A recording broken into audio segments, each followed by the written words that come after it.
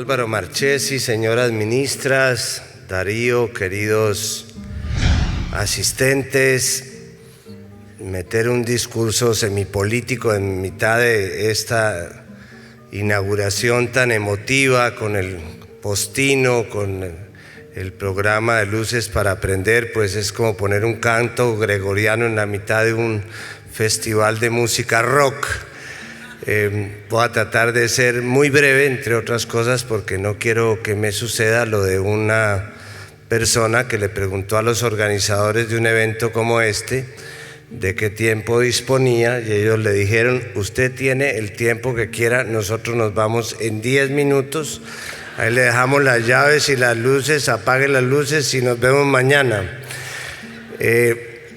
Y también quiero decir, como lo dije hace un año en Salamanca, que no traigo nada escrito y que tampoco traigo PowerPoint, porque tampoco quiero que me pase lo que me sucedió hace 2 años, que llegué a una conferencia en España y la niña que la organizaba me dijo: ¿trajo PowerPoint o va a decir algo?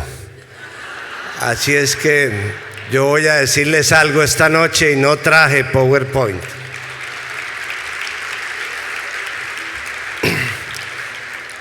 Hace 10 años se hablaba de América Latina en general como un continente problemático, como sitio de crisis, como sitio del cual más valía la pena salirse. Creo que en los últimos 10 años los latinoamericanos hemos demostrado que sí vale la pena vivir en este continente.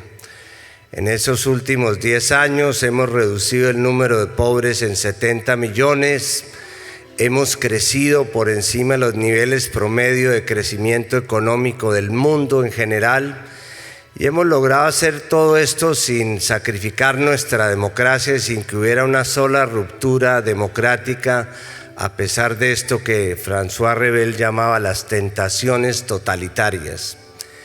Sin embargo, este panorama relativamente optimista no nos debe llevar a olvidarnos de problemas que subsisten en la región y de los cuales quiero hablarles muy brevemente, obviamente tratando de hacer un énfasis especial en el tema educativo, que es el tema de este Congreso. En primer lugar, el tema social, y debo decir que como secretario de UNASUR he propuesto el desarrollo de 3 agendas para UNASUR: una agenda social, una agenda económica y una agenda política. La agenda social debe concentrarse esencialmente en el problema de la inclusión social. No somos el continente más pobre, pero sí somos el continente más desigual. Todavía existen en esta región brechas de género, brechas geográficas, brechas entre países, asimetrías relevantes en el mercado laboral que lamentablemente nos hacen tremendamente desiguales. Y superar esa condición de desigualdad es algo que tiene una directa relación con el tema educativo, porque no solamente somos desiguales, sino hay unos mecanismos reproductores de esa desigualdad. Por ejemplo, el caso del sistema tributario: aquí pagan muy pocos impuestos, y los que pagan impuestos son impuestos indirectos que gravan a todos sin consideración a su capacidad contributiva.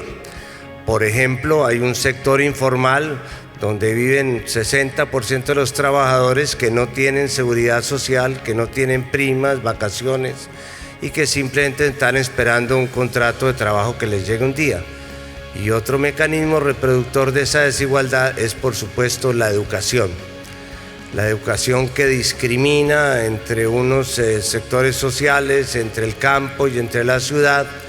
Ese es un rollo que ustedes conocen muy bien, pero creo que si algún propósito debería tener la agenda educativa de esta región hacia adelante, es el de reivindicar el concepto de la educación pública, sin que eso implique que desertemos del concepto de la educación privada, pero es claro que hacia adelante la única manera de reducir esa máquina productora de desigualdades, que es una educación mal entendida, es el de hacer unos esfuerzos por retomar el camino de la educación pública que no hemos debido abandonar nunca si queríamos que fuera una sociedad de iguales. Como dice George Owen, es cierto que todos los animales son iguales, pero hay unos que son más iguales que otros. Y aquí tenemos, en el caso de la educación, un ejemplo relevante de esta realidad. La segunda agenda, la agenda económica, tiene que ver con el tema de la competitividad. Los países pueden nacer ricos, como el caso de los países suramericanos. Tenemos unas grandes reservas naturales, tenemos petróleo, tenemos posibilidades de generación hidráulica, tenemos plata. Nos queda algo de oro, como decía la niñita, en la conectividad, porque se lo llevaron para España, según dice el mismo corto de la OEI. Yo simplemente hago referencia a él. Bueno, ya habrá tiempo que lo devuelvan, pero por ahora lo que sí es claro,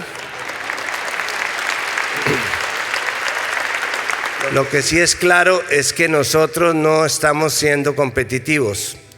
Y la única manera de ser competitivos es agregarle valor a lo que tenemos.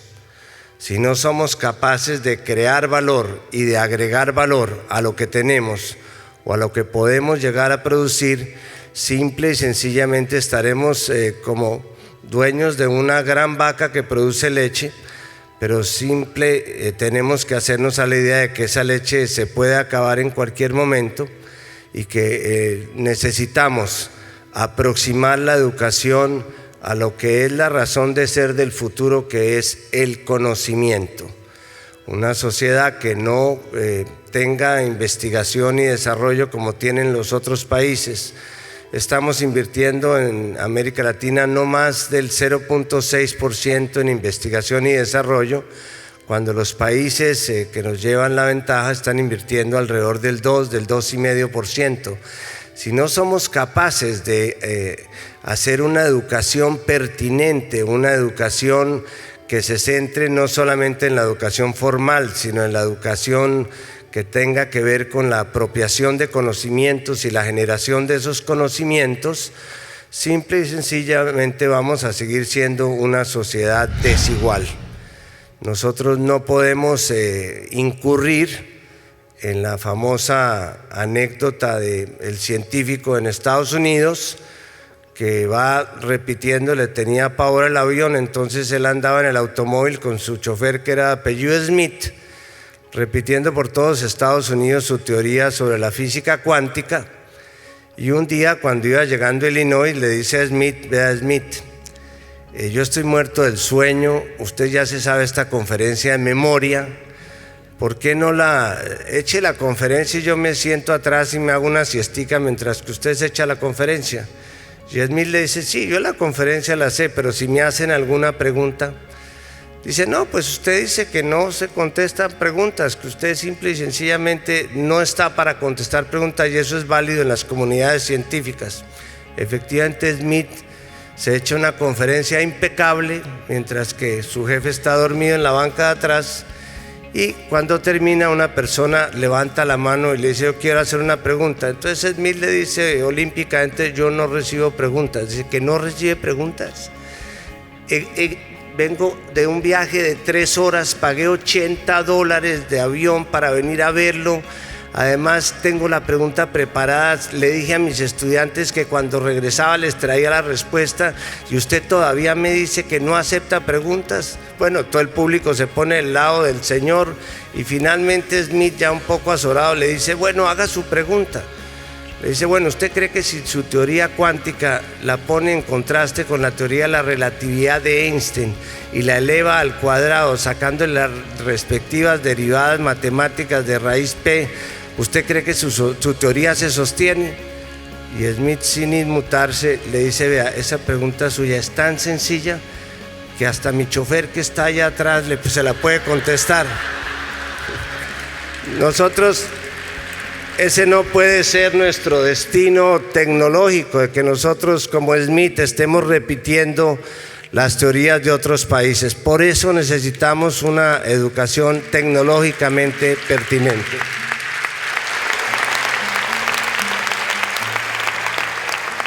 Y finalmente está la agenda política. Desde hace 40 años esta región se la jugó por unos proyectos democráticos. En los últimos 40 años hemos tenido 114 votaciones. Esté uno o no de acuerdo con los gobiernos o sus proyectos políticos, todos han refrendado sus proyectos y sus propios nombres en las urnas, han sometido al escrutinio democrático de los ciudadanos sus propuestas de mejoramiento, sus proyectos de futuro, y creo que eso es algo que se debe preservar. Sin embargo, creo que el problema que podría afectar más la gobernabilidad democrática de esta región en este momento es el tema de la inseguridad ciudadana. No hay nadie más amenazado que el ciudadano suramericano. Está amenazado no solamente por la criminalidad urbana, también está amenazado por las patologías globales, por los canales abiertos de la globalización. No solamente circulan cifras, conceptos, capitales, circulan también armas, drogas, corruptos, de tal manera que nos está llegando todo lo bueno y lo malo. La globalización, no se trata de hacer aquí un alegato contra la globalización. Cada quien tiene su visión de la globalización. Yo conozco un amigo que el otro día le pregunté por la mujer y me dijo que se había globalizado. Y le dije que por qué, y me dijo que se había volado con un ejecutivo de una empresa transnacional.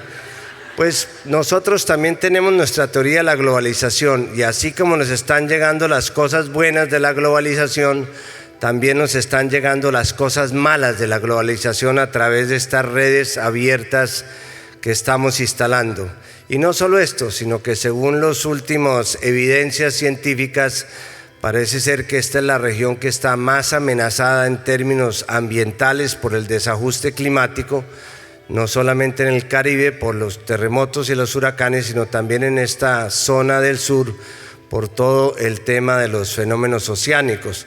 De tal manera que nosotros tenemos que pensar en ese ciudadano, y ese ciudadano también requiere unas grandes dosis de educación. Educación para la democracia, educación para la convivencia, educación para progresar participando. Aquí es donde recordamos el concepto de Amartya Sen, de que tenemos que pasar solamente de una noción de satisfacción social de la necesidad a un concepto de satisfacción social de la necesidad, pero con libertad. Libertad y necesidad son entonces dos términos inseparables de un concepto de pedagogía para la paz, para la reconciliación y para la democracia. Todos esos propósitos que están contenidos en esa agenda nos deben permitir reiterar lo que yo diría que son la vocación fundamental de esta región, que se resume simple y sencillamente en preservar esta región como una zona de paz en el mundo, fortalecer su democracia y garantizar la vigencia de los derechos humanos. Somos una región de paz en medio de una conflagración planetaria, de un mundo que se está destrozando, de conflictos étnicos, de guerras religiosas, de reproducciones de lo que fue la Guerra Fría. Nosotros aparecemos como un oasis de paz en medio de esta conflagración. No es que aquí no existan conflictos, sino que aquí los estamos resolviendo de una manera diferente, y una manera de resolverlos es a través de la educación. Y lo mismo podríamos decir de la democracia y de la vigencia de los derechos humanos. Así es que si algo tenemos nosotros de importante es que somos una región. Nuestra diferencia, Álvaro, con Europa es que Europa es un proceso de integración tratando de ser región, y nosotros somos una región tratando de hacer integración. Y esa condición de identidad, con esto ya los dejo tranquilos, es lo que tenemos que preservar. Tenemos unas fuertes raíces. Aquí no necesitamos hablar 32 lenguas para entendernos. Con el portuñol tenemos prácticamente una sola lengua hemisférica. No necesitamos matarnos para dividirnos en etnias. Aquí el fenómeno del mestizaje convirtió en una fragua étnica la posibilidad de que convivamos con diferentes razas. Y aquí tampoco necesitamos apelar a la violencia para resolver nuestras diferencias religiosas, mucho menos ahora que tenemos un papa argentino. Y creo que, y les confieso que yo en estos días que vengo a Argentina, a mí me parece como el mismo sueño que vivíamos los colombianos con García Márquez y con Macondo y Aureliano haciendo pescaditos de oro y haciendo realidad los sueños. Lo mismo me parece que estamos viviendo con este Papa tan excepcional, con el cual puede uno hablar en el mismo idioma, y que tiene su equipo de fútbol y que maldice cuando no meten el gol, y que es un papa humano. Estamos como en esa nube de la cual hablaba el niño, también construyendo nuestros sueños alrededor de esas utopías reales. Ese es el concepto de identidad que tenemos que seguir trabajando. Y termino simplemente haciendo una cita de un conquistador español. Lamentablemente todos los conquistadores eran españoles, que llega y le dice al jefe azteca de la civilización azteca, le dice: venimos a hablaros de Dios y de la civilización. Y el jefe azteca le contesta inmutable: está bien, ¿qué queréis saber? Muchas gracias.